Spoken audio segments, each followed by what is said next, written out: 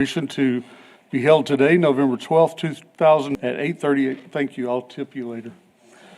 At 8:30 a.m. at the East Mezzanine of City Hall, 72 West College Avenue, San Angelo, Texas, for the purpose of considering the posted agenda items. This meeting is called to order at 8:30 a.m.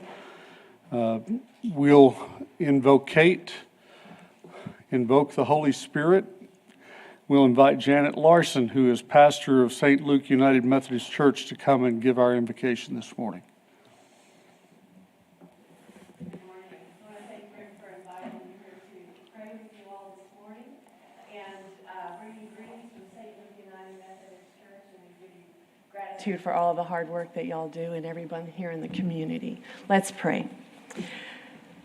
Dear God, we thank you for this beautiful day and for all of the people gathered here and for the opportunity to shape a future that is vibrant and just and thriving. Bless these conversations with insight and clarity. Help us all listen well, to speak truthfully and kindly to one another, and to work collaboratively. Grant us courage to dream boldly and the humility to serve wisely. And Lord, this morning especially, as grants are given and not given, we pray for each organization that they will continue the good work they are doing and that they will all thrive and that you will prepare the way for each one. May all that we plan and build together bring lasting good to every corner of this community that we all love so much. Amen. Thank you. All right, so we have a special agenda item. First off the bat, announcement of the 2025 San Angelo Business Plan Competition winners, Nora Navarez. Will you come and present, please? Desiree Johnson will join her.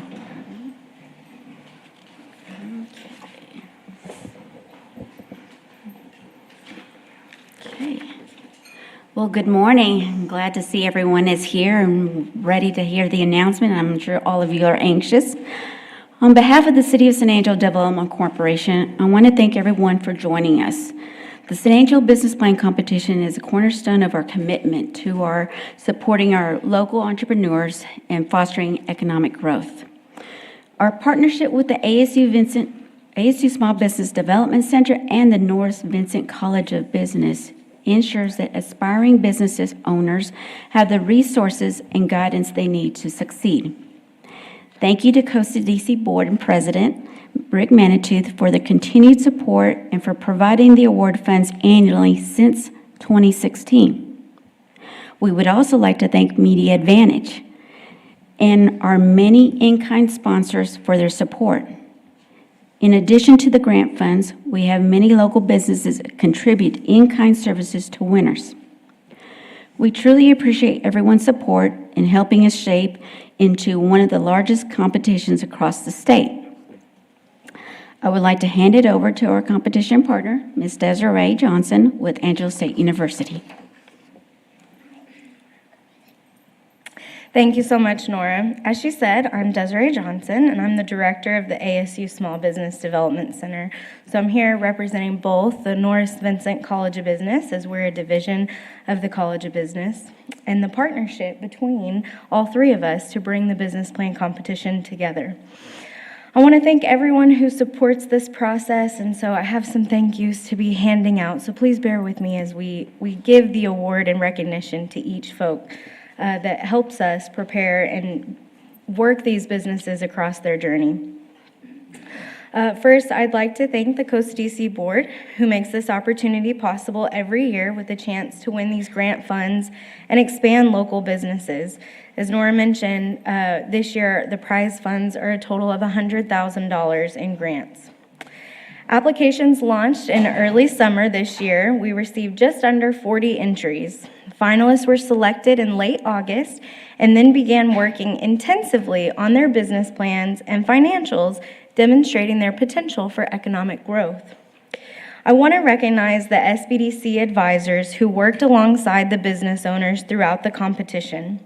Not only do these advisors support our small business clients, but they also work to provide an educational, hands-on experience for our internship program. So team, if you could please each come up as I call your name, and we'll stay and take a group photo.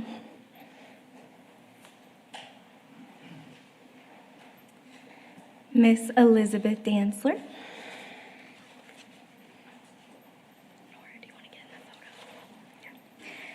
Mr. David Erickson.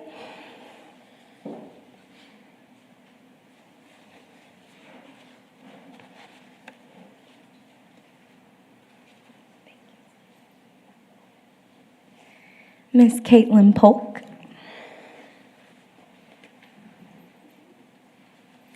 And Miss Myra Davila.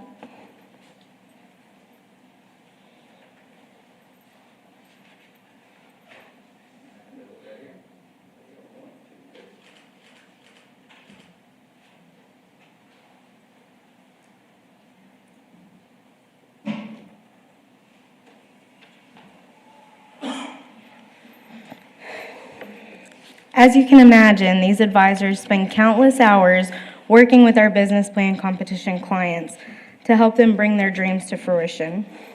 I also would like to recognize a very special student, Miss Mary Vu. She is a graduate student with our office. Come on up.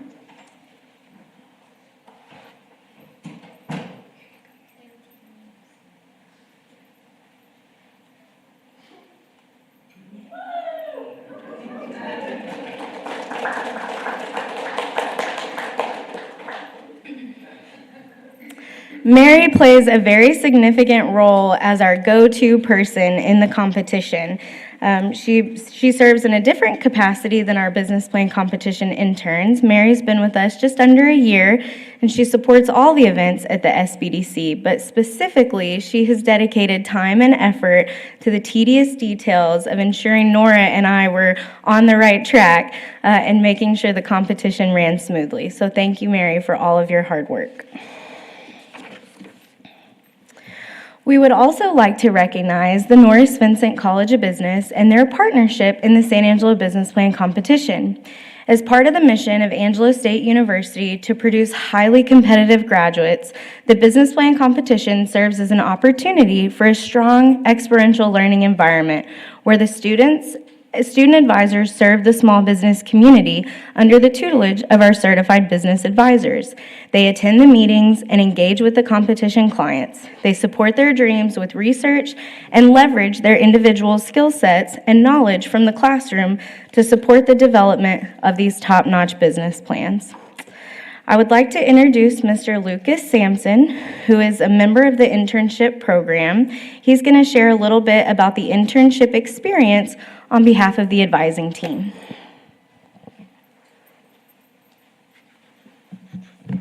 Hello, good morning. Thank you all for having me.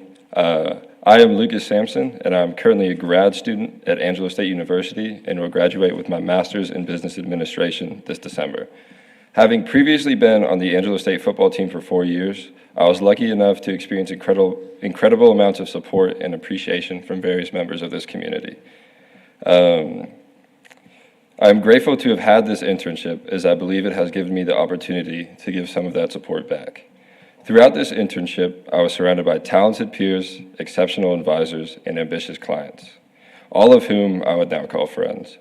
During this time, I handled various tasks, including market research, financial analysis, financial projections, assessing the final business plan, and more. Although I enjoyed all of this work, my favorite part had to be bringing it all together to support our clients in their aspirations of building better businesses. I would like to thank the certified small business advisor that I worked alongside, Elizabeth Dantzler, for helping me fine-tune and expand my skill set to not only help our clients reach their goals, but also help me better prepare for my future so I can reach mine. This internship gave me the chance to shake hands with prominent figures of San Angelo, use my ASU education to help others around me, and to build relationships with people I would have never met before this.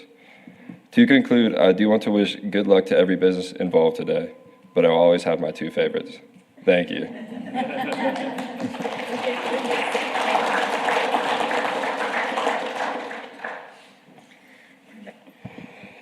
Thank you so much for sharing that with us.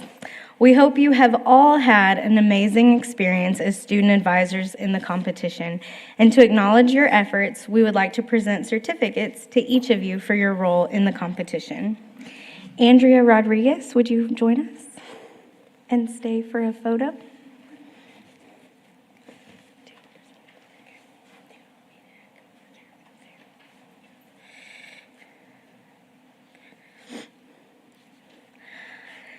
Aisha Badmus.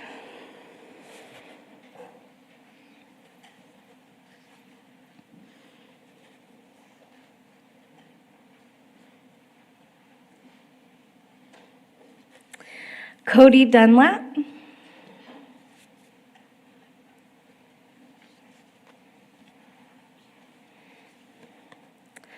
Kai Shaniwa.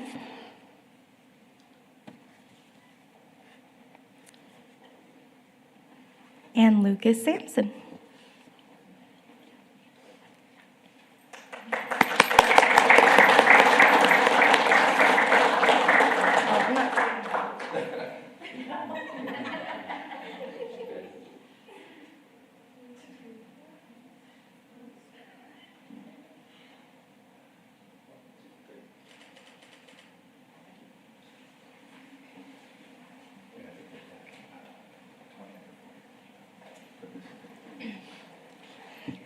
Now I will turn it back over. Oh, I have a little bit more thanking to do. I'm so sorry.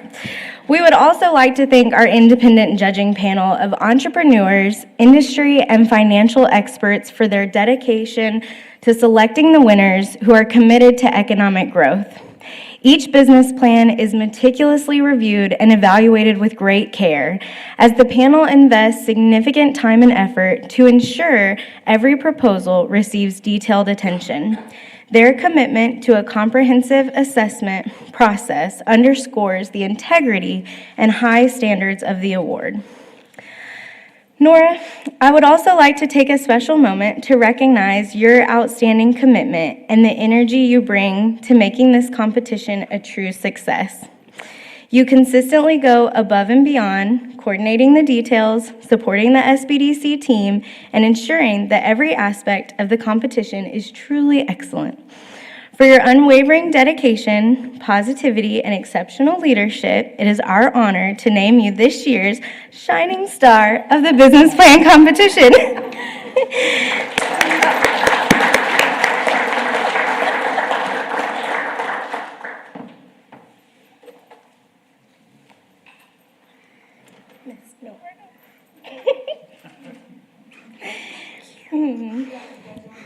Oh, yes.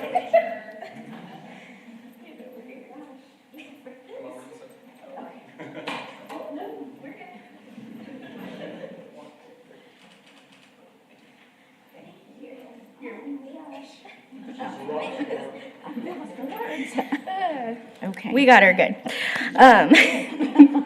To be honest, your passion and tireless efforts truly set you apart, and we are grateful to have your support for this event. So thank you for being the heart and the spark that inspires us all. We want to personally thank each and every one of the businesses for your participation in this competition. Whether your name is called for an award today or not, you have all gained invaluable experience and taken important steps forward in your business journey. I have witnessed the remarkable dedication and effort you poured into refining your business plans, working closely with your advisors, and embracing every bit of feedback along the way. Your commitment to growth is truly inspiring, and I hope that you feel this journey has not only been worthwhile, but has strengthened your skills, your confidence, and your vision for the future. Your perseverance and passion embody the spirit of entrepreneurship, and I am genuinely excited to see the impact you will continue to make in our community as you continue to push forward beyond today. With that, I'm going to hand it back to Nora to announce the winners. Don't leave yet. Okay, so right quick, that was a surprise. But I do have an award for SBDC.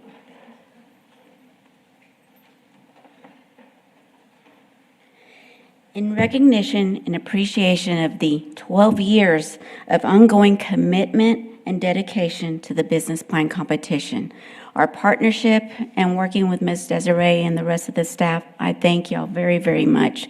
Because of your partnership, this is a success as well. Thank you.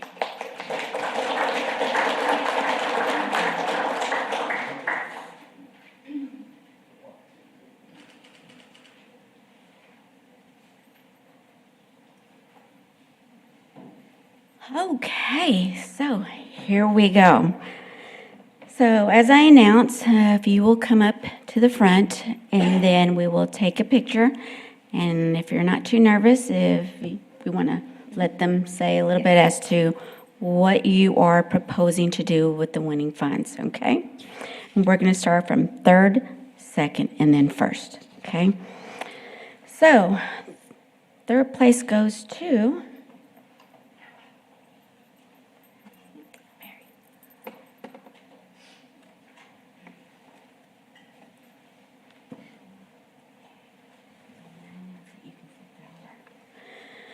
Okay, third place goes to Mad Messy.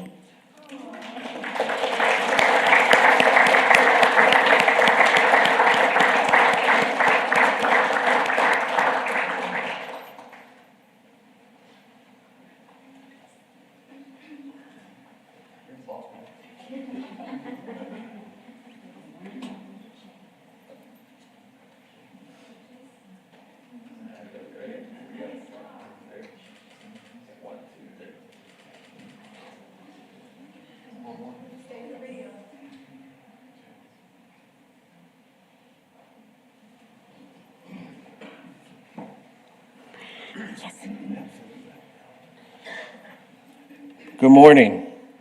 My name is James. I'm the owner of Mad Messy. This is my wonderful team. My son Andrew, our manager, Emily Brown, who runs our Sunset Mall location, and Mabel Minica, who's our general manager, who oversees both our locations. Thank you very much for this award. It was a lot of time and effort and work to put this together. Thank you so much to all of you that helped us out and worked with us. Where's Miss Kate? I kind of drove her crazy, I think. Thank you so much for helping. We appreciate this so much. What was the third place amount? I didn't even see. For us, that's going to be really beneficial for us on new equipment that we need to help cut a lot of our labor time in putting pieces of equipment in place. It's going to help our employees work faster. It's going to cut so much time for us. It's going to allow us to upgrade a lot of things for our company. And we just really, really appreciate that so much. So thank you. Thank you very much.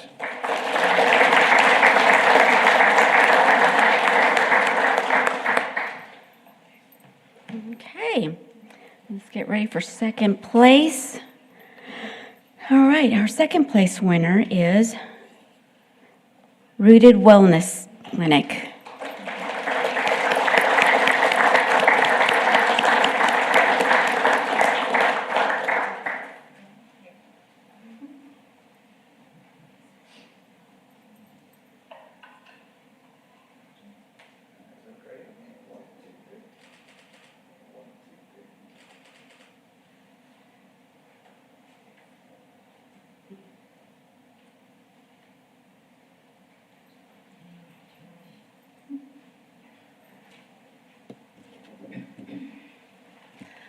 I also don't know how much I won. I'm Melissa Jones, the owner of Rooted Wellness, and I've had a wonderful time spending with Elizabeth and Lucas over the last several months. With this grant money, I plan on purchasing a hyperbaric chamber for the community, which will help benefit everyone's health. I have small business actually helped me start the practice at the very beginning 2 years ago. So I'm excited for the growth of Rooted Wellness in the community and see where this leads me. Thank you.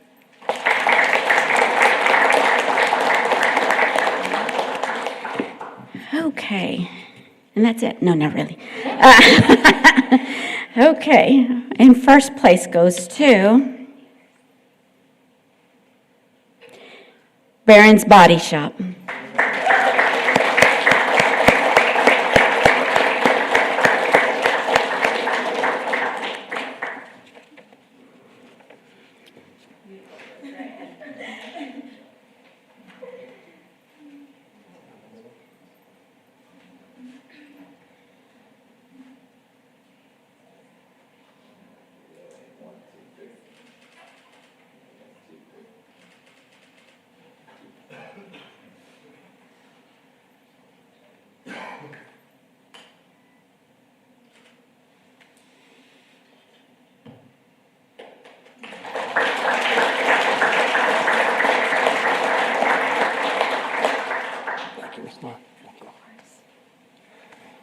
My name is Richard Barone. I want to thank the board again. Thank you all. Congratulations to everybody in the competition. It was great. It was a great learning experience for us as a small business. This Small Business Development Corporation, I had no clue that there was so many resources out there for a small business, and I'm gonna try my best to promote it as much as I can because it's such a benefit. It was a great benefit to us, and it can be of great benefit to lots of small businesses out there. But what we're going to use the money for is to help the bottleneck in our industry and our business, building a new paint shop, getting more cars in, getting more cars out in a more efficient manner. As you all know, the deer are jumping right now, so we need more space. We need to be able to get them in and get them out. So that's what we intend to do, is buy a new state-of-the-art paint booth. I've been in the industry, about 30 years. So as far as I know, we'll be the only ones in town with this new booth that we're looking to purchase and be able to, to service the community a little better, give them more services. So we thank you all, and thank y'all for being here.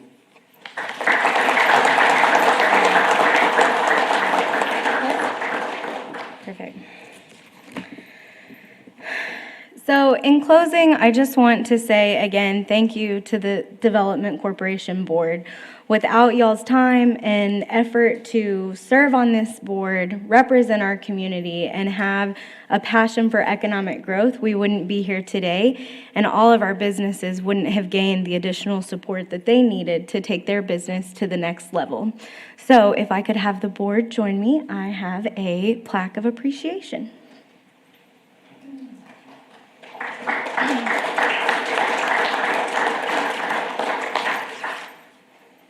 You two gentlemen. Bob. Dang, come on. Well, you're telling us to hurry now. No, Bob and Dan. Bob and Dan. I'm trying to get these yahoos up here with you. Will y'all join us? Okay.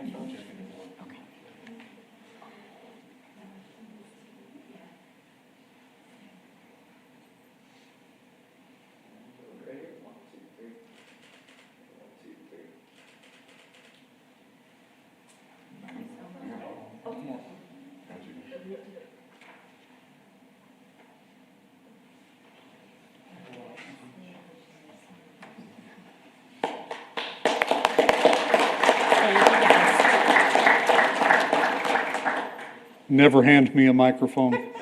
I do want to tell you that I am encouraged by the buzz that is in this room. Those of you who won, obviously, you're going to move forward with some great ideas and some great projects.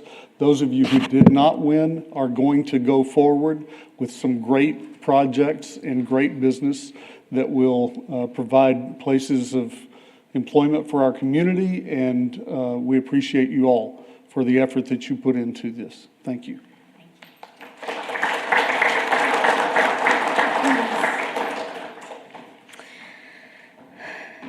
As we wrap up today's ceremony, we want to celebrate not only the winners, but every entrepreneur who participated.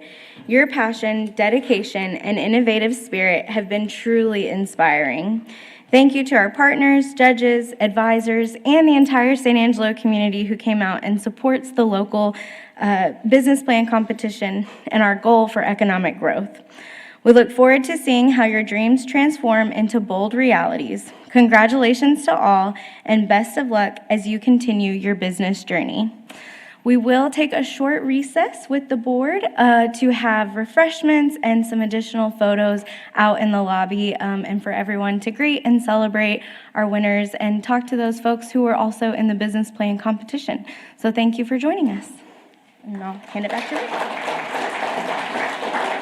We'll be back in 20 minutes, 20 minutes, think? sounds good. 15. We'll take a 10-minute break. We'll be right back. Okay, let me tell them.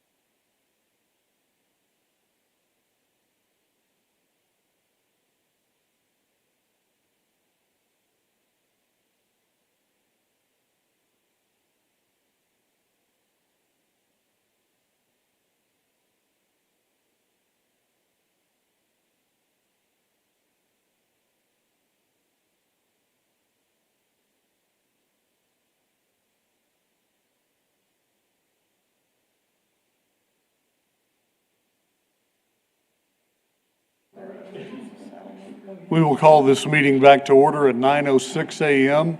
Thank you for your patience with us and for helping us to celebrate all of those who came for the business plan competition. If you had to park in the old Standard Times parking lot, I apologize. We'll build you a parking garage maybe someday. That was tongue firmly planted in cheek. All right. Let's open up public comment now. Public comment issues or items that are not on the agenda may be raised by the public at this time. Citizens who have registered for public comment prior to the start of this meeting should speak from the podium. Begin by stating their name and limit remarks to less than 3 minutes. Board members may request that a discussed item be placed on a future agenda. The board takes public comment on all regular agenda items during discussion of those items from citizens who have registered for public comment prior to the start of this meeting. Ms. Navarez, do we have anyone registered for public comment? Yes, sir. Jamal Shumpert, please. Jamal, come forward, please. State your name and 3 minutes.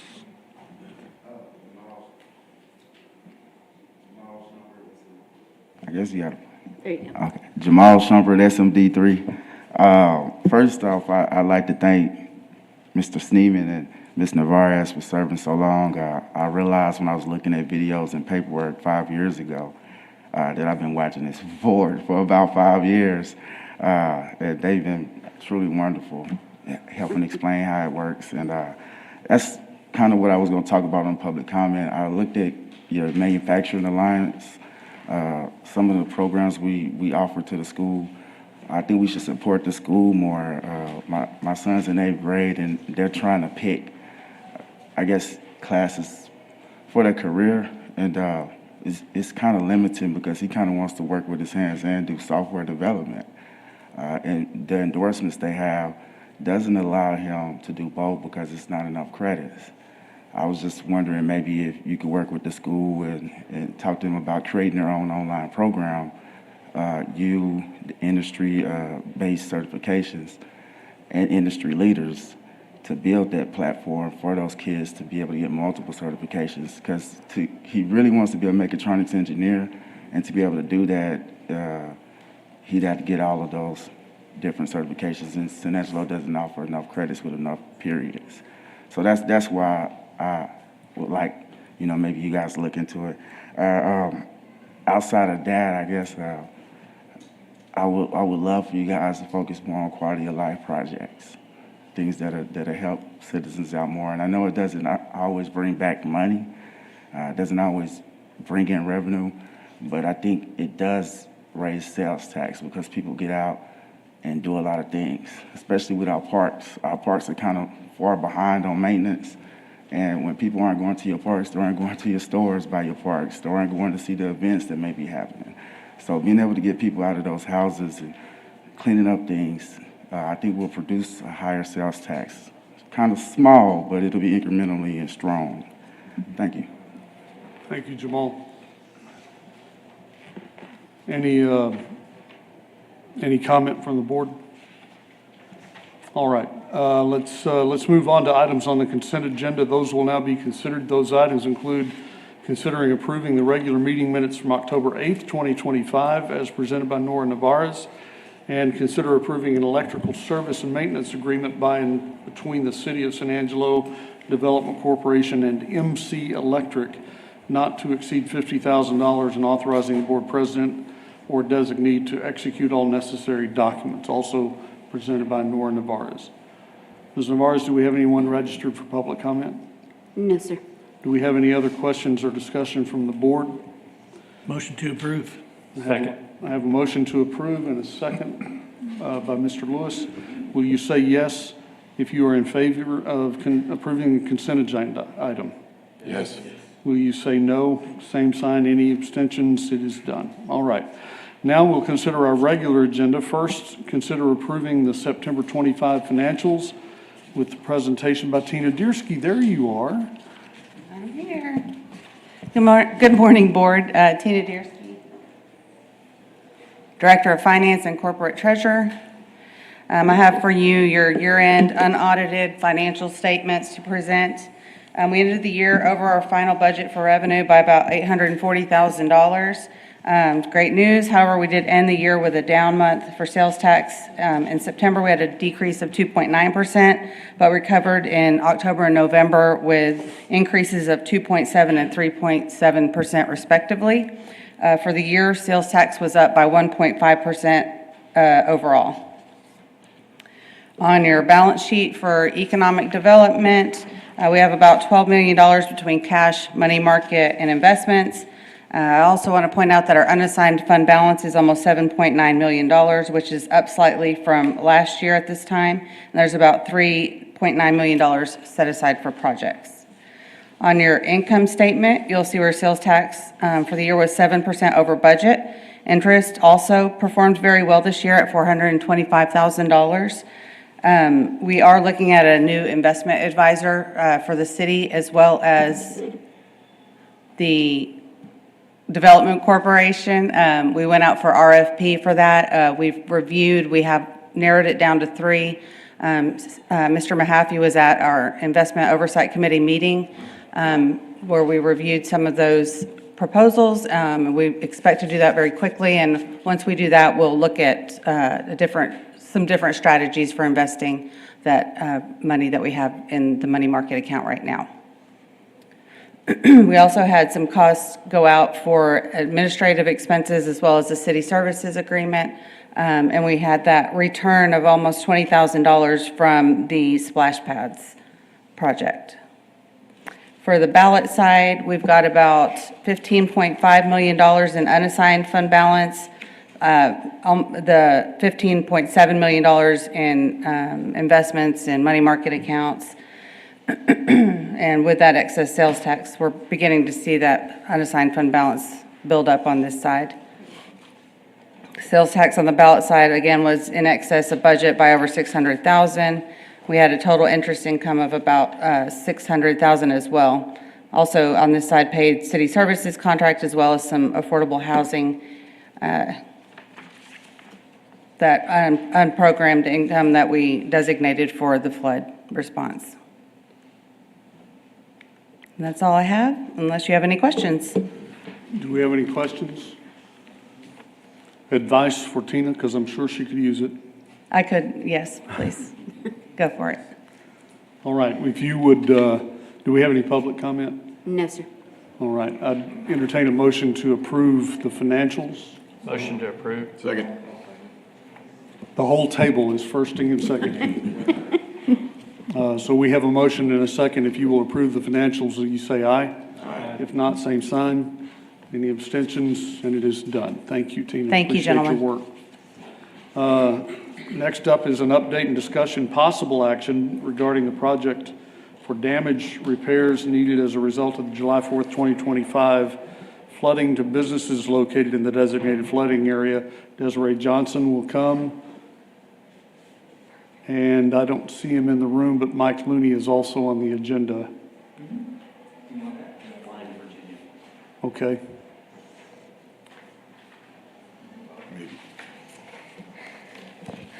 So, gentlemen and lovely folks, I will admit I was a little preoccupied. So, Michael Looney did his homework and put together a summary. So, I'll actually present on behalf of them. He is out doing his best to recruit new companies and do all the things that he does. But he wanted me to share that the Chamber EDD contacted and visited 46 companies within the north to south central flood zone. 11 companies reported moderate to significant damage. All 11 of those companies reporting damage had an invitation to schedule a meeting with the Development Corporation team. One has occurred. The COSADC EDD met with Ms. Wendy Clark of Clark Auto Salvage to review potential DC assistance. Regular calls for updates were conducted by Mr. Looney to all damaged businesses, including site visits to understand damage and recovery. All companies were made aware of the SBA Disaster Assistance Loan Program, Samaritan's Purse, Team Rubicon, and San Angelo Area Foundation Assistance Programs, and provided contact information for outreach. 2 companies that received significant damage are presently engaged with the EDD team discussing the San Angelo Industrial Park, that's Permian Radiator and Tricor Steel. Both enterprises are located next to the central channel and are likely to experience similar damage in the event of another high-volume flood. We are making progress with both companies for a permanent move to the industrial park. Both Permian Radiator and Tricor received SBA emergency loans. The other 9 damaged businesses engaged in self-directed recovery and have not reported any further assistance needs. 5 businesses along the side view road of US 87 corridor appear to be in a consistent flood zone due to topography and limited frontage road flood control. The EDD team is considering approaches to investigate San Angelo Industrial Park options for these enterprises as well. To give you an update, from the SBDC side of the house, we continue to work with folks who are seeking out the grant programs offered through the San Angelo Area Foundation, as well as other general grants, assistance. The economic injury for physical disaster is still available, and those folks can apply through, I believe, tomorrow. Is today the 13th? 12th, so through the 14th, I apologize.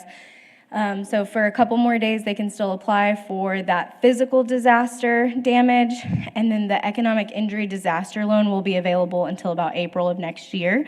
So again, to support that long-term recovery efforts, businesses that may not realize the cash flow issues that the renovations and repairs on their own might cause at a later date. So we're here to continue to assist them. The SBA Disaster Office is still housed upstairs in the Business Resource Center. Thank you again for extending that lease. They'll be with us through November 21st as of right now. As long as there's still activity and need, they will continue to serve, have a temporary office in the building. I think that concludes our report. Questions from the table. I'll begin. Are these numbers sound familiar? Are we receiving any new reports or new asks for assistance? So part of it is due to confidentiality. We can only report what we know. So on the SBDC side, we have to make contact again with those clients and say, hey, have you followed up? Did you receive the loan? So even though we're funded through the Small Business Administration, we're considered a resource partner, so we don't have direct access to that information. Our outreach calls and our assistance numbers continue to grow. So okay. I can provide a report of just client hours and things like that. I think probably on the EDD side, outreach has probably slowed way down. And that's just because they're hitting specific folks that are eligible under the COSADC program. So that's a finite number of people. They're reaching out, they're doing the continued follow-up.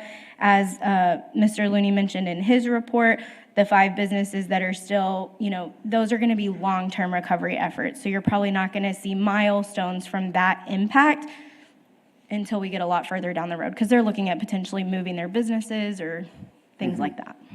Any other questions? All right, Desiree, thank you. Do you need any action from us today? I don't think so. Thank you for your continued support, and the team at the office will continue to work with those clients and the mics to work out any projects and deals that continue to come up, and then we'll continue to serve on the loan side. All right, thank you so much. Thank you, guys. No public comment on this topic, so we'll move to item C, discussion and update regarding Goodfellow Air Force Base, presentation by Steve Elanius, President and CEO, San Angelo Chamber of Commerce. Welcome, Steve. Well, Michael's passing out the document I wanted to share with you. I want to congratulate what you guys have done for the small business plan competition. That is a great way to impact small businesses in this community, and they are a key driver to job growth for any community. And so that type of support plays a huge, huge benefit for everyone. So I wanted to commend you and also the SBDC and their efforts and everything that they're doing to make that happen. As you know, Goodfellow is a key economic driver for our community. It has approximately $3.1 billion in economic impact in San Angelo. It is by far the biggest impact that we have in the community. They employ over 6,222 people directly and another 6,000 indirectly. So to say that Goodfellow is a key to our economy is an understatement. And so for us at the Chamber, the challenge has been how do we go about engaging with Goodfellow and making sure that our presence is being felt, and we're doing those things in order to position our community. And in the past, it's been the effort as far as what I've seen in terms of it has not been as strong as I think as it could be. And so I've had an opportunity to talk with other communities that have similar Air Force Base operations and kind of what do they do. So the community to the north of us, Abilene, their Development Corp funds over $400,000 to the efforts to keep Dyess Air Force Base in their operations. So there's 5 key things that we want to accomplish. First one is to strengthen engagement and communication in Washington, D.C. and Austin. Obviously, we want to be in front of the decision makers or be a part of the conversation as things start to unfold. And as you're well aware of, things are happening so fast now that there are opportunities bubbling up that we would not have anticipated even 7 months ago. So wanting to be able to engage in Washington, D.C. and in Austin, Texas. Second is one of the key things as they bring in new instructors to the base, we want to be able to do in conjunction with Colonel Norton, a community orientation program, which would impact about 20 to 30 of those instructors every month, get them acquainted with San Angelo, also give them a chance to start seeing the things that we want to present as far as what the strengths that San Angelo brings to the table. Plus, many times these folks will cycle back through this community a second time in their tours, and then eventually may be a retirement opportunity for the community. The third one is obviously community engagement. We want to make sure that we're engaging with the command structure at Goodfellow, that we're talking with them, and that we're having those interactions at a high level with key leadership from the community and the base. And again, being in front of and having conversations around. Number 4, a Goodfellow appreciation event that we'd like to do in the spring for the entire base and the families. Something that would be a very measurable impact. We're talking about doing a barbecue event at the Civic Center, a way to show our appreciation for the airmen, the families, and the command structure. Music, cornhole tournament, just something that would be overall just a good event for the show appreciation. And then finally, involvement with the National Association of Defense Communities. That's something we've not been involved with in the past, and so we want to get re-engaged with that association, just again to see how other communities are doing things. So things, as I mentioned earlier, things are moving quickly. So you're seeing with cybersecurity, you're seeing with advanced air mobility, which is drones, you're seeing with artificial intelligence, and you're seeing with energy, and also de-investment from China happening at a rapid pace. The state of Texas is trying to position itself to take advantage of those things that are happening on a national and international scale. And so the funding request that we'd like to make to the Development Corp is for a little bit less than $75,000 to stand up some of these efforts. And with that, I would like to have Mike Boyd come up and kind of share some insight that he has from the state level and from the national level. While Mike is coming forward, Mike, while he is coming forward, I'd like to pull this topic after Mike's discussion into executive session, because I've got some questions for our attorneys as to whether this funding can happen or not. For clarity, I met with Steve over breakfast, which almost turned into lunch, discussing some of the ways that we can support Goodfellow Air Force Base. As you know, that's one of my hot topics, and I don't see a problem with any of these topics, but I just want to make sure that we're on the right page legally. Mike, go ahead. Good morning, welcome. I'm Mike Boyd, for those that don't know me. So anyway, I want to give you some basic facts and things that are going on about Goodfellow that's probably not in the news. I was going to come to you today and talk to you about what are we going to do with our airmen, men and women, and the rest of the military for Christmas and Thanksgiving. Still a question mark. Flight issues. We've got about 3,100 active students, not support staff, but the students that come in from San Antonio from basic training, and we're trying to figure out what to do with them for Christmas Day. A lot of times in the past, y'all, maybe some of y'all have taken anywhere from 2 to 10 airmen in your homes and for Christmas. We're trying to get numbers now. Thank goodness for the resolution that was passed till January 30th. But we may have to have a huge event, I'm just putting this in your mind, at the Coliseum on Christmas Day. Put up big screen TVs, much what we do on Feast of Sharon in November. But that's probably the biggest thing that Goodfellow faces in the next 60-day window, is we don't want those kids staying in the dorms when the active part, all the contract people are gone. So maybe back to you and talk to you about that. The second thing that's going on, as you know, we've received several grants from the state of Texas over the years, about $15 million. The new one is Colonel Nemo, Colonel Norton. We need to fix the parade field at Goodfellow Air Force Base. The fire ants, the cotton burrs, they're all meeting, if you don't know, and he told me to invite y'all. At 5:30 every morning, 5 days a week, they do PT out on that drill field. I'm joking. But we think we can get some AstroTurf there. The project's going to be about $3 million. We had federal funding agreements before all this happened in the last 60 days to give us $1.5 million. That's the second grant we've gotten since I've been involved with Goodfellow in nearly 20 years from the federal government. That will be presented and approved, hopefully, at the Texas Military Preparedness Commission meeting in April of 26. That was pushed about 5 months because of that. The next thing is we're going for our 4th Altras this year award.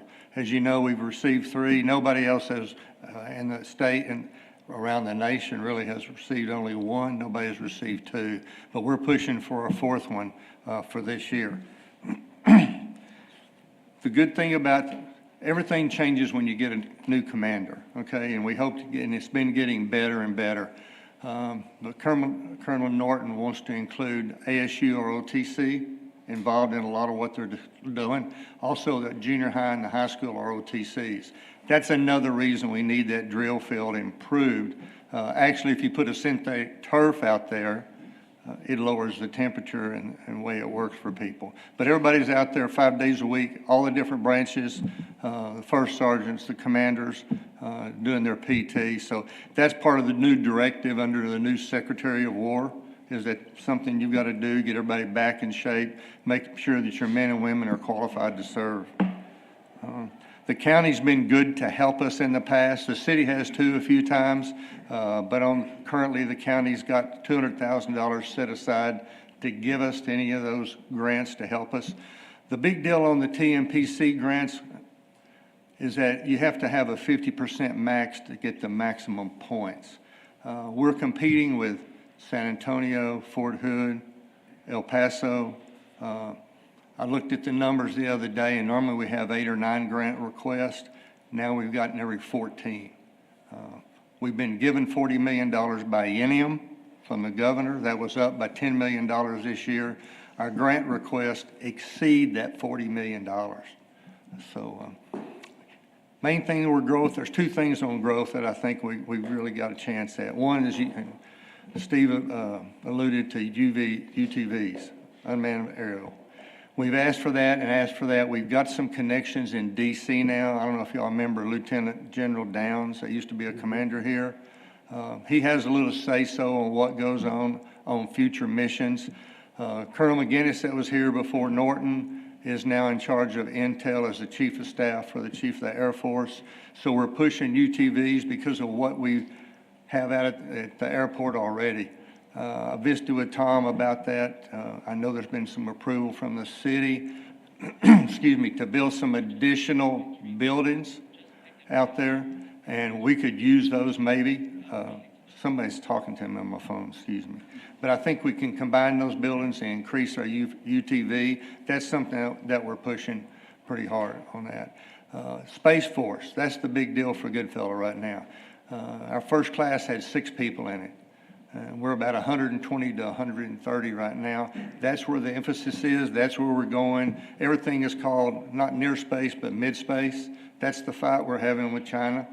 100% of the participation that they're learning, whether it's from targeteering or missile types or things like that, is all in mid space right now. So that's where we're focused.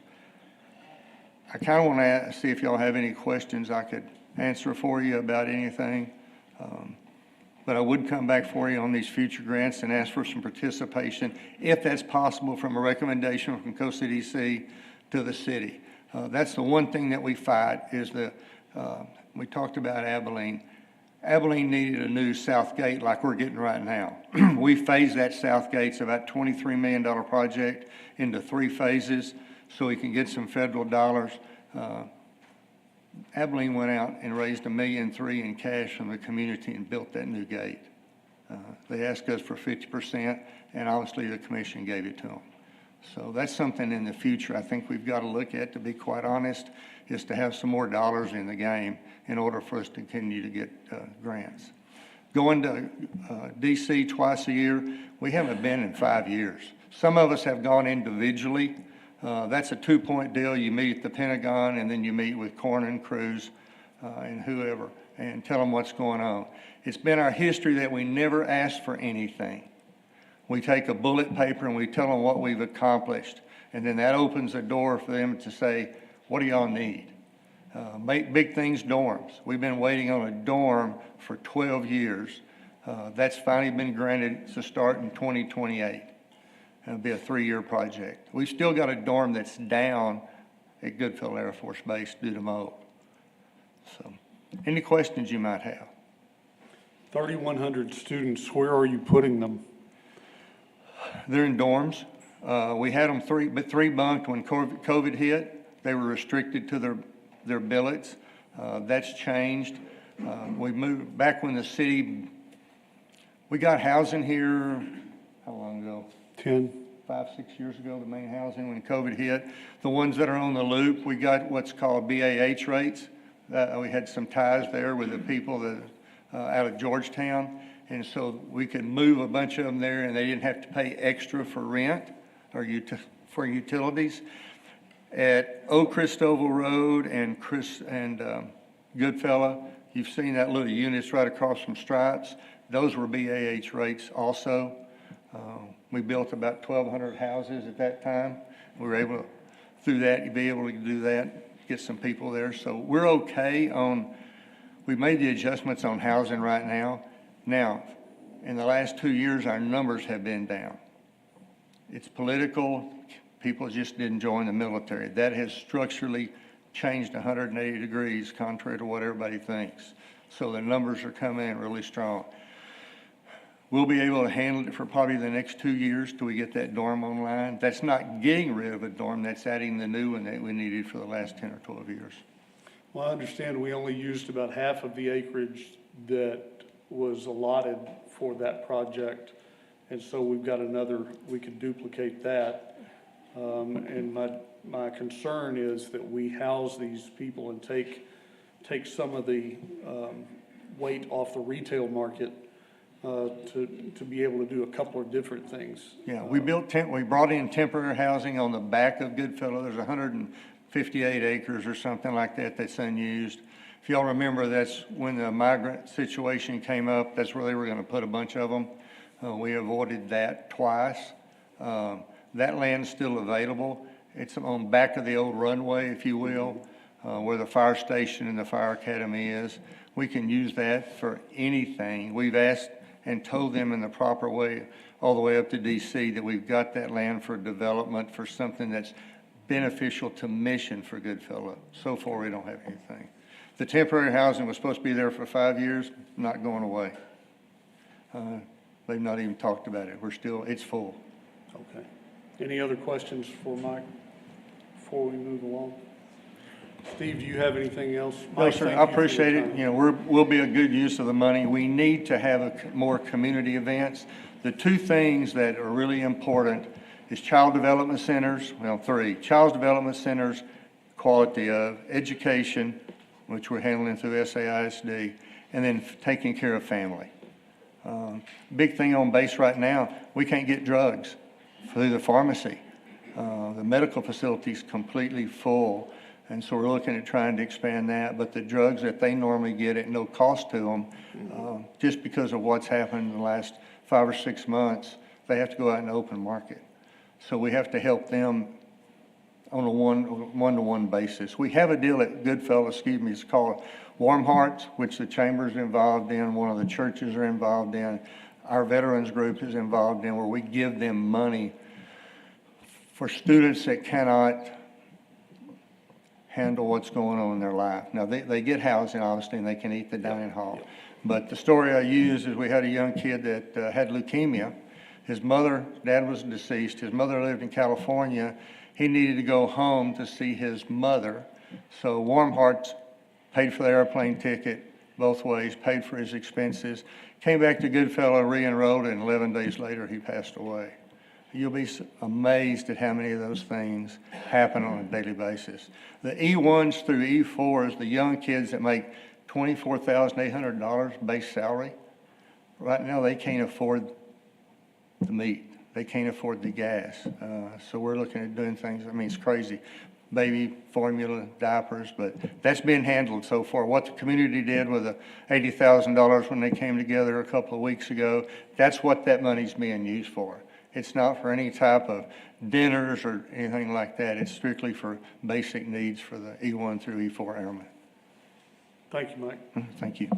Steve, do you have anything else for us? No, Mr. Chairman, as obviously Mike is chairing our Military Affairs Committee, brings a great amount of expertise and experience, and we just think it is an effort that needs to be a lot of focus, and a lot of things need to happen. There's great opportunities with a lot of things happening in the environment right now, so we want to be able to take advantage of it. All right. Thank you. Well, we can't fund the federal government to reopen, but maybe we can do something here. I just wanted to add one comment. I'm Scott Tankersley. I do a lot of stuff out at the base. I'm on Air Education Training Command. And one of the things that, Mike alluded to is the fact that we've got Lieutenant General Mike Downs at the Pentagon in a very, he's a sanangelo fan. And it's always interesting to see the things that happen when we go to D.C. that he makes happen. And with right now with Nemo, the new base commander, Matt Norton, he is a Downs prodigy. He wants to be just like Downs, and they love Sanangelo. And so anything we do to get in front of those guys, especially in D.C., it's going to just pay dividends for us down the line, especially if we've got Downs and Norton both on our team. So I just wanted to add that. Thank y'all. Thank you. Appreciate your time. Do we have any public comment regarding that topic? All right. We will move Rick? more discussion into exec. Yes. That's what I wanted to hear. Yeah. All right. More discussion will be moved into executive closed session. As we move to topic D, update and discussion regarding the Economic Development Director position, job description and search process, presentation by Michael Dane, Interim Director of Economic Development. Mike? Good morning. A couple of items. First of all, I think we put this item on because we're due for an update. Also, I think one of our absent board members, Mr. Stribling, asked for the job description. We sent the job description out a few weeks back via email. I think Nora's handing that out now. If you'd like to talk about that now, we can. If you'd just like an update, I'll give you a quick update. We've had I think 12 or 15 applications.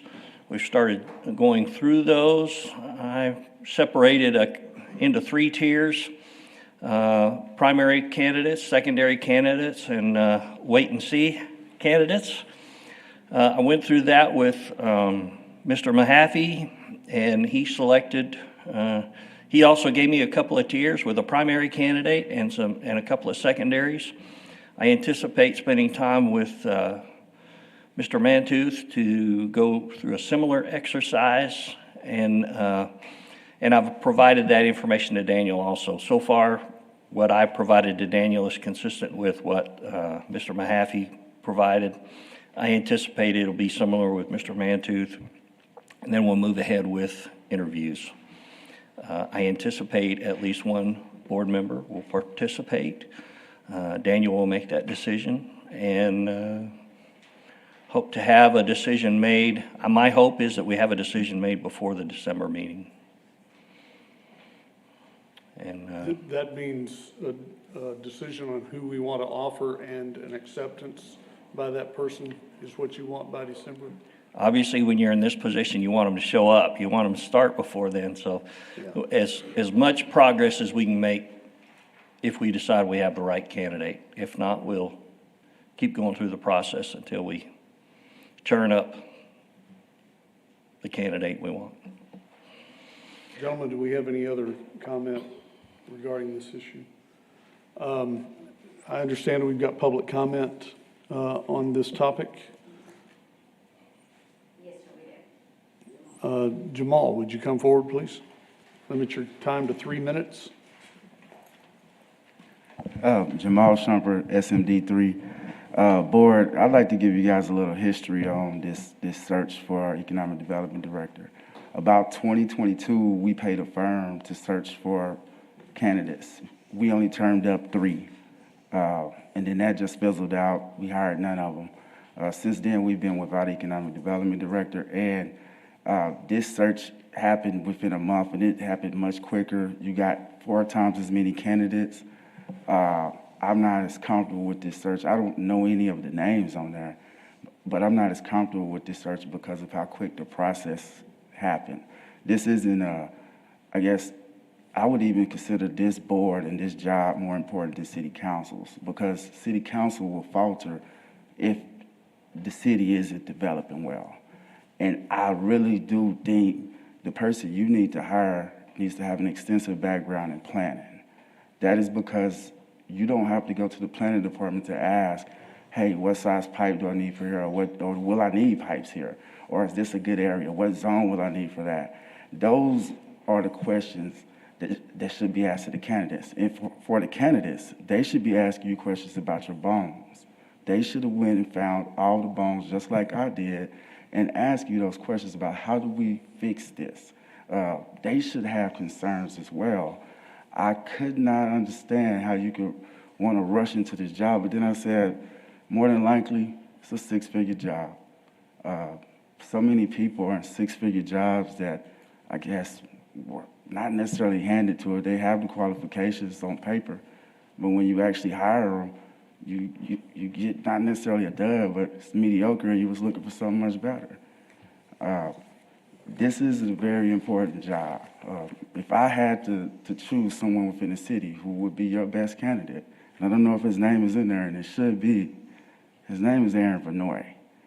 He knows where all the things are in your city. He knows what's best to develop where, who will complain if you get this factory over here or this business over there. That is why you will probably want him as an economic developer.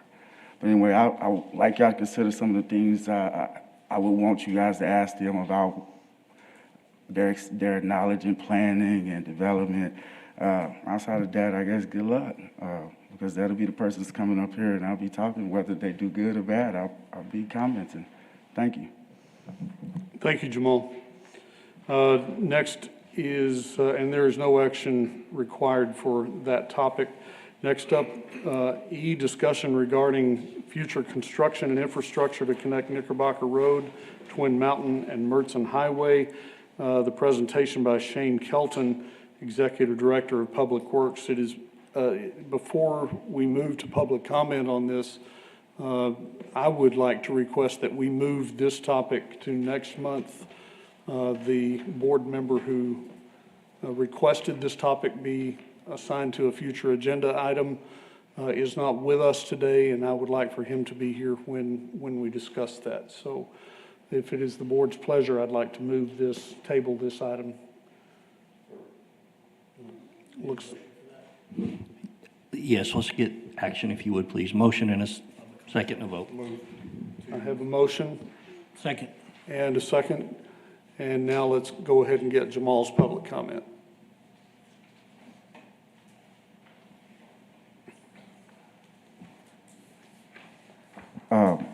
I'll try to make this one pretty brief because y'all have it on there next month.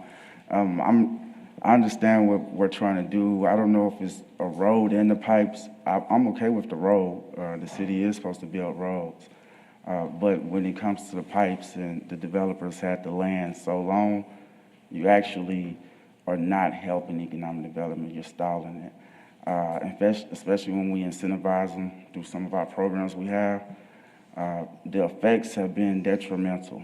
We no longer build homes, new construction homes, and we've basically ushered out that service to Galilee Development Corporations. That's because all the land has been sold off in Sanangelo. At one point, me and Mr. Salas were going back and forth I was trying to figure out why is it so expensive, but it was because some of this land we sold off $750 in 2010, 2005, 2014, up to $5,000. And then they're turning around selling it back to us and our customers in that affordable housing program for $15,000 per lot. That's why we had to increase it to $15,000.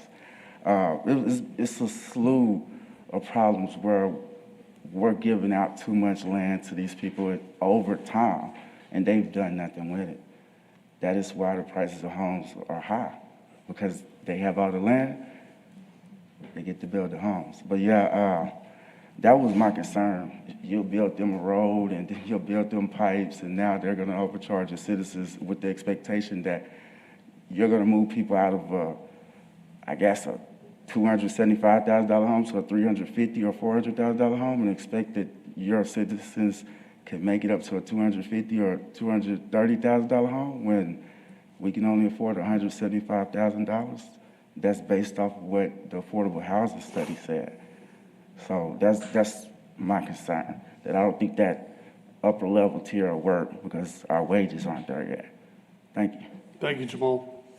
So we have a motion and a second to table this item to the next meeting. If you will agree, will you say aye? Aye. If not, will you say nay? Are there any abstentions? And it is done. All right. Thank you, Jamal, for your participation today. Next up then is discussion regarding appointment to the Economic Development Housing Task Force Committee. Michael Dane. Good morning. We talked about the possibility of creating a task force or a subcommittee oriented around finding and developing solutions for affordable housing in the area. Travis was a big part of this discussion also. We're not the only ones talking about affordable housing. And so by way of, we want to introduce the topic and let you have that conversation however you prefer. But I think our planning director, Aaron Vanoy, has got a similar task that he's working on. I think he also has a group that's working on that. And he's here today. If you'd like to hear what he's working on, I talked to the mayor. I said, how do you have a preference for how this goes? And he said, I'd definitely like to hear COSADC's opinion. So that was a direct invitation for you to provide feedback and guidance from an economic development perspective in the process. He said how they do it is up to them, but I'd like to know what they think. So we can proceed however you'd like. If you want to name a couple of names and be done, we can. If you'd like to talk about it or hear from Aaron, we can do that. I'd like to hear just a brief comment by Aaron. We appreciate you coming today.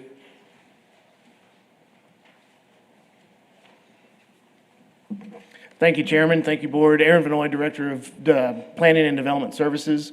So in our department, most of us think of as the enforcement area, but we do look at those enforcement rules, our zoning ordinance, our land development and subdivision ordinance, are things that cost money, and how do we reduce those requirements to help with affordability in some way. As you guys all know, infrastructure is the biggest cost for any developer. So roads, water, sewer, how do you get those things in? Because that cost per lot. So what we're doing on the land development and subdivision ordinance is we're trying to standardize what is our minimum road size for an existing road, say in an infill area. Right now it says it's got to be 26 feet. We have a number of roads that are less than that. And so to add 5-6 feet of paving to that road can be very costly, and that adds to each lot an additional cost. So we're talking with our homeowners association in town. We have actually, and Mr. Stribling is on that committee as well. We also have some local engineers that are on that committee, as well as representatives from our operations and engineering services within the city to talk about what are ways that we can reduce costs in our land development and subdivision ordinance. On our zoning side, we realize that our RS districts, our residential zoning districts, are a little restrictive in saying if you wanted to do a 3,000 square foot lot, which is a smaller lot, increases density, our zoning ordinance doesn't really allow that right now. How do we make that more flexible, particularly for our infill areas of town that may be established, but maybe they've got, you know, a full acre lot and they're not able to cut it up in a certain way and it triggers a lot of infrastructure. How do we do that differently? So we have another committee that's looking at that and trying to create new residential districts that developers would be able to apply for. It would not change any of our current zoning districts out there. It would just be something someone would be able to apply for. And I think the consideration is where would they be able to do that? Is it all over town? Is it in certain areas? That still needs to be discussed and go through. But the more density we have, the more properties along a street frontage, the more water taps we have and sewer taps we have there, the more affordable it is, for the city as well as the property owners or the residents of those properties, because you're combining more density. Now, not all of our neighborhoods want that high density, so we understand that. So we're talking through those items. So y'all are welcome to understand we do those meetings once a month. We're trying to bring something forward by March. The state has very specific zoning rules that we have to do for notifications and do a joint meeting with our city council and our planning commission. So we're planning that in either March or early April so we can get some things. These are really some Band-Aid steps. Our biggest step is our comprehensive plan that's going to get started here very soon. And then really the next step is, all right, we need a combined land development and subdivision ordinance with our zoning ordinance together that all works together towards affordability. But we do have a great couple of committees that are working towards that. We always want the public's input. We definitely need y'all's input. I do believe our infill funding areas are areas that are going to have to be targeted because we're already providing services as cities. And so that cost per lot is probably going to be lower, but we know we have some infrastructure missing. So is it doing some infill with infrastructure because we've got lots ready to build, but they don't have water line. They might have a sewer line. They don't have a street. We have a number of streets that may not be paved. Now, that's not something that the city typically does. We are a maintenance group, not a let's go build these types of things. So those are bigger discussions to consider of how do we get those things to fill in, make those connections. I know our Tiers Board is also looking at that in the Tiers District of how do we infill some of those utility connections and hydrants so it makes it a cheaper cost for the lot owner. And those things are all up to consideration. So, Chairman, if you have any questions, I'll be happy to answer them. Thank you, Mr. Fenoy. We appreciate your time this morning. Gentlemen, if I don't hear from you, you'll probably hear from me. I think we need to cap our involvement at 3 so that we don't have quorum issues. And Mr. Stribling is already on one of those committees, so I would invite 2 more of you, if you want to participate in that, to volunteer. I'd love to be involved in that. All right, Mr. Mahaffey. Thank you, Lorenzo. Anybody else? Well, that's it. That's the cap. And Aaron, before you move on, Aaron, do you have home builders on this? Yes, we do. Okay. We actually have 3 home builders that are on there that not just strictly build homes, but also develop land as well. So they actually see it from both sides. So I think that's very important. Thank you. Aaron, I assume you've seen that report from Michael Pratt presented to us last time. I assume it's the same report. You guys all have access to it. I have not seen it quite yet, but I know that it'll be getting to me soon. Okay. It's very good. I mean, there's stuff in there that seems like an absolute no-brainer and easy to do to fix something like that. The lot size issue seems like an easy fix. Yeah. Yeah, I think those are simple things that we can move forward, that we can do some Band-Aids, and then it's really that long-term comprehensive look of where are we growing, how are we growing? But yes, we need to make some Band-Aids now to help us now. All right. Well, we've accomplished what I wanted to, and that's to get a voice in those proceedings. I appreciate your time this morning. So Directors Lassiter, Mahaffey, and Stribling will be our representatives as we move forward on the Housing Task Force. One other item is we've considered this from the perspective of regulation. The other is consider it from the perspective of specific project participation. For example, we purchased the land that allowed the additional development of off-base housing. And so we had that was a specific project that we participated in. I would anticipate that participation in some fashion with the Chamber Goodfellow support effort might yield information or an opportunity to support in some fashion the improvement or additional development of housing associated with Goodfellow. And so keep both perspectives in mind. We want to make it easy to develop, but we may have places where we need a little boost to make a project go. Very good. Thank you, Michael. Next up is discussion regarding public development planning, presentation by Michael Dane. Don't go far. We had this item on just so you would know what was going on at the city. Rick's here to give us some additional update, but I'd like to point out that we heard a lot from Mr. Boyd today that we hadn't heard in a while. And so think about how you want this type of agenda item to occur. Maybe we don't need anything specific except an opportunity for people to tell us what's going on and for us to be aware of those projects. But think about that, and I think Rick's got a couple of updates for you. While you're coming forward, Rick, I also want us to concentrate on becoming a listening port for our community. And so I would love to hear that as well as we make reports through our meetings. Okay. Really just two that I would update y'all on. That one we've talked about before, but I just want to keep you in the loop. That is, last time we talked about the conference center hotel concept in the downtown area and evaluating our current convention center as well to see what is the best path forward for San Angelo from an economic standpoint and what the community actually can support in regard to those kind of facilities. So that's moving forward. We're actually going to be interviewing 2 consultant groups, I think this week, Carl? Yeah, tomorrow. So 2 of those, and we'll be looking at that to see which one we're recommending to do that study for us. Secondly, this is just another project that I just want to mention to y'all that we're working on, just so you'll know what's going on. The riverbank stabilization in San Angelo has been a topic since I started working for the city, which was a long time ago. And I think Gene Ryan was the one who pushed it on the front end years ago. So you saw it all happen downtown, all of that kind of stuff. But it needs to be done from where we stopped, which is just east of downtown, all the way to Bell.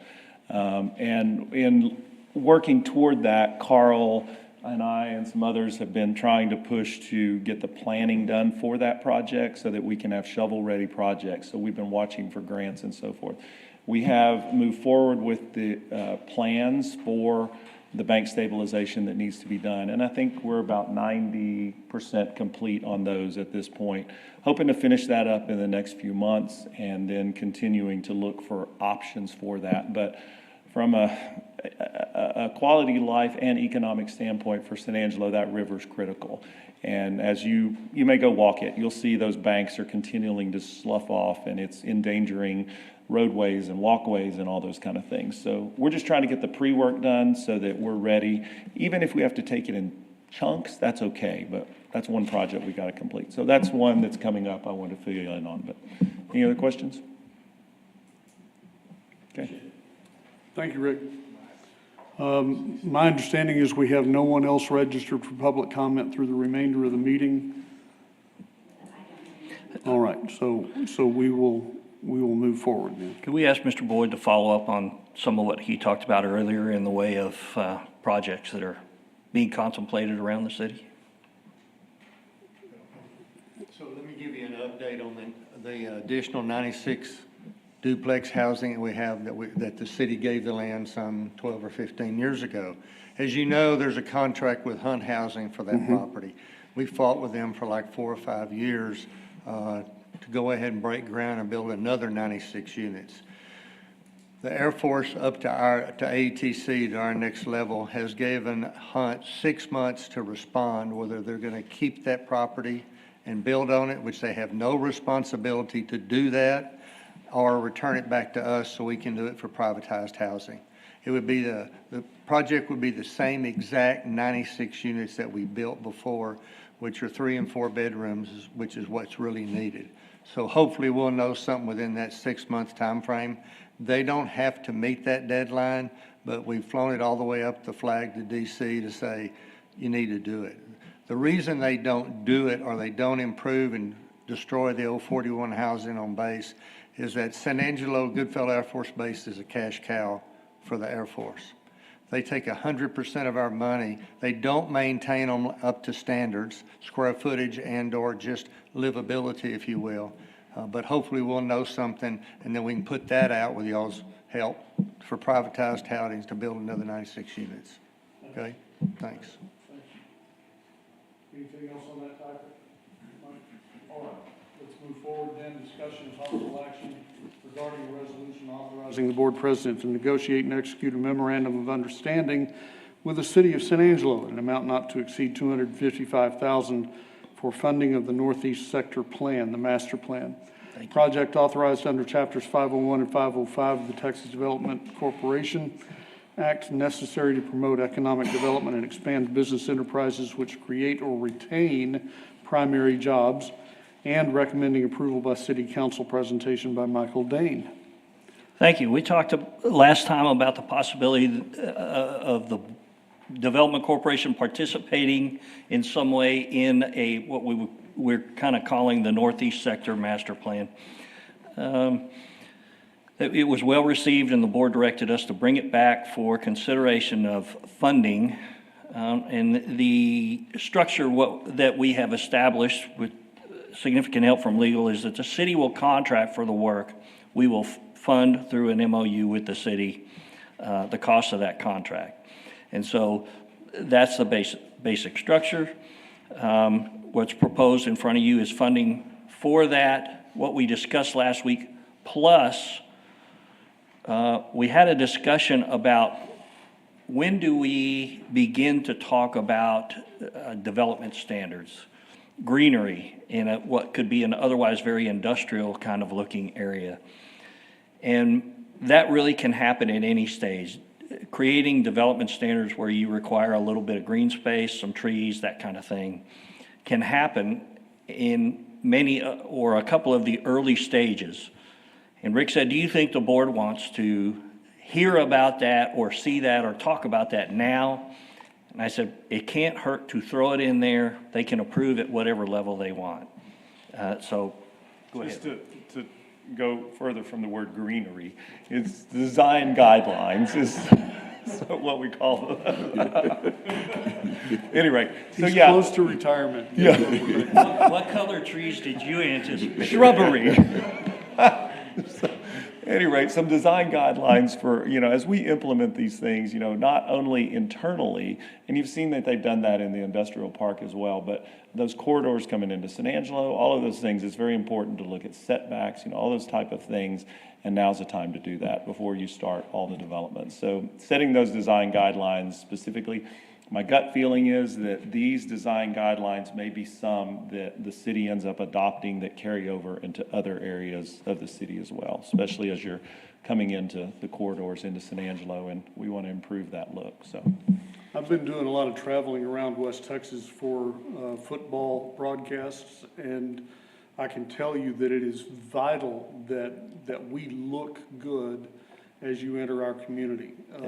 I think that is so important because it says a lot about who we are and how much we care about where we live and that sort of thing. So I am all for taking a look at that and putting into action a plan and not just throwing a bunch of trees out there, Michael. Greenery. Greenery, sorry, greenery. Yeah. So what is the board's pleasure? How do you want to proceed with this? I'll jump out and make a motion. I think this is very vital. I think this fits with exactly what this board is here for. And so I'm going to jump out and make a motion to approve the not to exceed 255. Do I hear a second? I've got a second. Now that it's on the table, let's discuss it. Are there any heartburn? Is there any heartburn with what we're talking about here? Anybody have an improvement they'd like to make in the motion? Well, it looks like we're all for, so let me take the vote then. No public comment, right, Nora? No. All right, so if you will approve that funding, will you say aye? Aye. And if you will not, will you say nay? If there are any abstention, and there is not, so we are done. One final note on that topic. Eric Head with Westwood is here. I think some of you met him, but feel free to visit with him. They're the group that has been selected to help us with the project, so we appreciate them showing up today. Yeah, we appreciate you being here, and yeah, I'll be grabbing you after the meeting, so stick around. All right, so that is done. Let's move to I, and who says there's no I in team? Discussion and possible action regarding resolution authorizing the board president to negotiate and execute a memorandum of understanding with the city of San Angelo in an amount not to exceed $75,000 for partial funding of the Santa Fe Downtown River Parks Plan, project authorized under section 505.152 of the Texas Development Corporation Act for projects related to recreational or community facilities, and recommending approval by city council. Presentation by Carl White. Mr. Chairman, I'd like to recuse myself from this item. Understood, and thank you for that. I will tell you that I was invited on a windshield tour several months ago now by Rick Weiss to tour that entire area from stem to stern. And there are lots of places that can be improved upon and lots of projects that can be done. But I don't think that, as in his words, I don't think we just leave that on the shelf and then come back to it later and say, we talked about that. I think it's time to move along with it. And Carl, you've got a presentation for us. Well, the good news is I'm not asking for $75,000 today. All right. It's $50,000.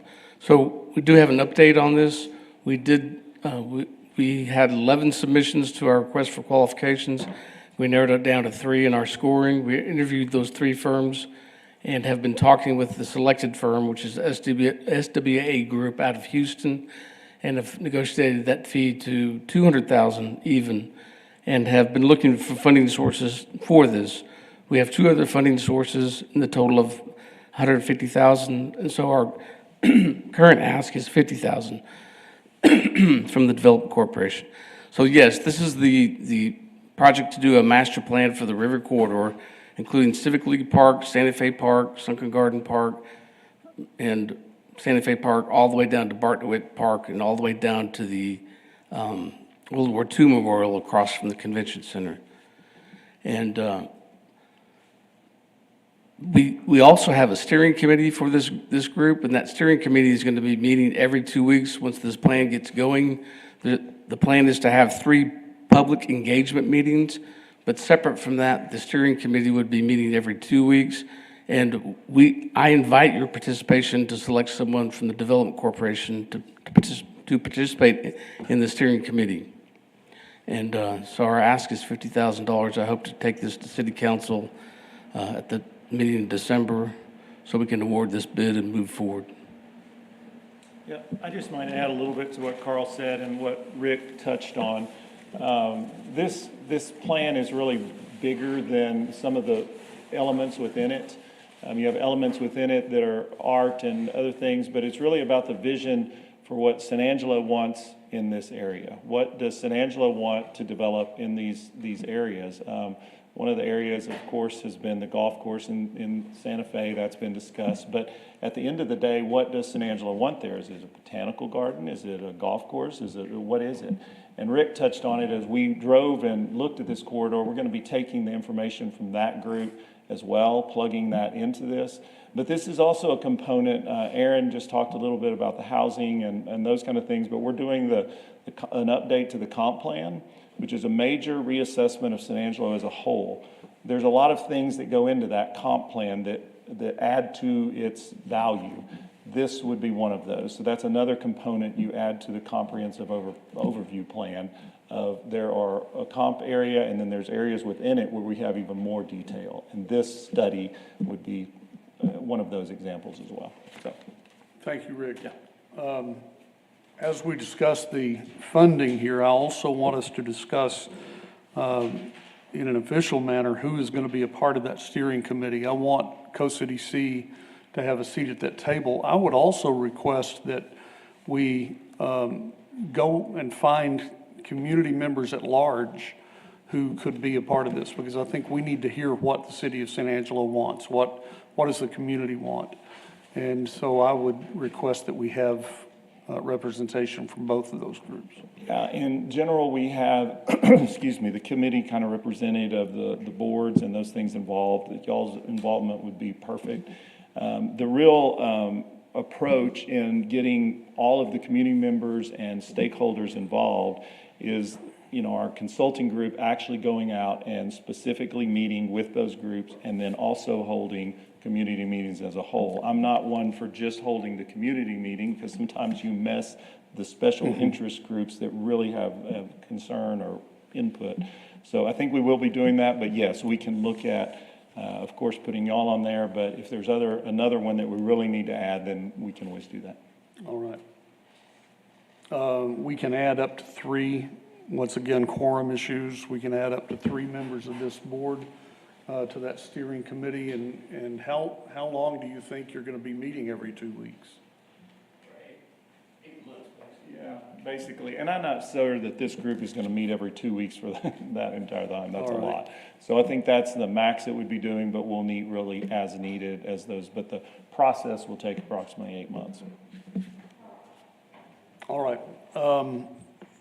So I'm looking then for a motion to fund the ask. Do I have anyone at the table who wants to do that? So I'll make a comment briefly before I do make the motion. We had asked to table this item to be more educated and have a lot of our questions answered, and appreciate the staff's time in doing so. I was educated quite a bit over this topic and understood the true value of the total project as a whole, and I think I was focused on just one facet, one variable in this. So I do fully support this project. I think it's a great project. Was never against the project, was slightly against the process, but I think it was kind of a teachable moment for all those involved. So with that being said, I'll go ahead and make a motion to approve $50,000 towards this plan. I have a motion by Director Mahaffey. Do I have a second? Second. I have a second. Director Lassiter. Is there any other discussion? I understand there is no public comment. All right, if you will approve this funding request, will you say aye? Aye. If not, will you say nay? If there are abstentions, please say so now. And it is done. Thank you for your work. You want to talk about who would participate? Yes, I want to be honest, I was going to wait and find out after the meeting who wants to jump in there, but if you already... I'm not sure we need minute action on that. So... All right. When you figure it out...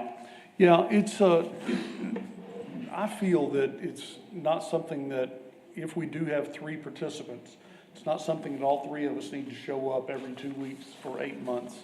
I don't ask you to quit your day jobs, but maybe if we have 3 who have an interest in this, then we can share the responsibility. Yeah, just let us know and we'll work through that as we get the group going. Thank you very much. All right. So now we'll move into closed session, executive session under provision of Government Code Title 5, Open Government Ethics, Subtitle A, Open Government Chapter 551, Open Meetings, Subchapter D, exceptions to requirement that meetings be open under the following sections. A, Section 551.087, business prospect negotiations regarding Project Surge. Project Cyclone, Project Heavy Metal, a resolution authorizing the board president to negotiate and execute an economic development incentive agreement with Mrs. Rios Corn Products, a project authorized under chapters 501 and 505 of the Texas Development Corporation Act, necessary to promote economic development and expand business enterprises which create or retain primary jobs, and recommending approval by City Council. Section 551.072, deliberations regarding real property regarding the sale of 5.5 plus or minus acres of land at the industrial park to the Board of Regents of the Texas A&M University System, Texas A&M Forest Service. So we are now in executive session at 10:16 a.m. I'm going to stop you there and make sure just procedurally that we include the Goodfellow section. If you could reference, it's 551.071. That's consultations with attorney. And then maybe reference that agenda item number, and that should keep us clean and tidy. All right. The agenda item was, I believe, C. Will be included in the executive session with section 551.071. All right, thank you very much for that. What would we do without our attorneys? Let's take a 3-minute break. Nature calls, now's the time. And we will be back in 3 minutes to open closed session.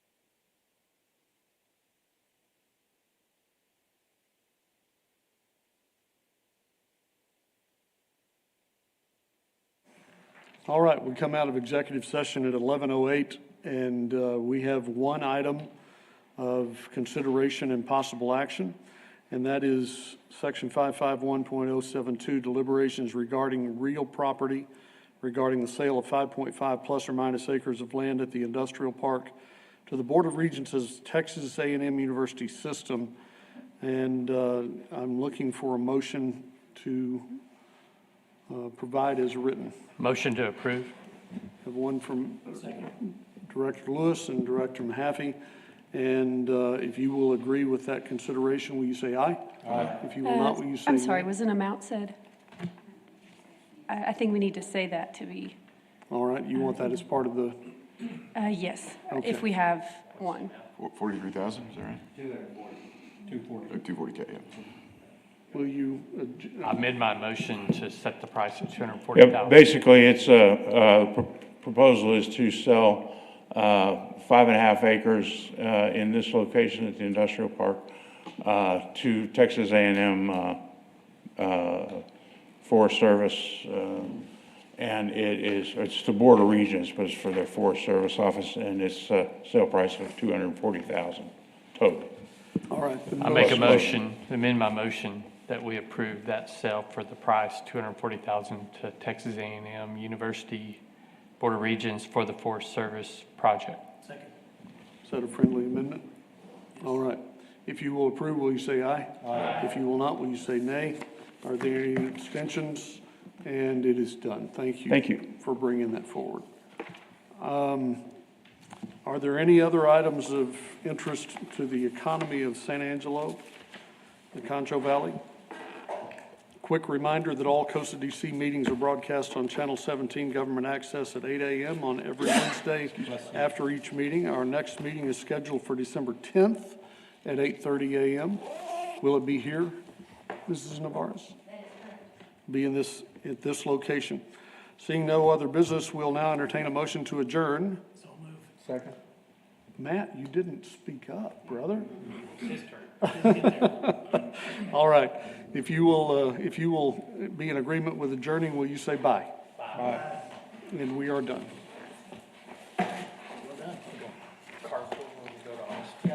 And I got you out of here.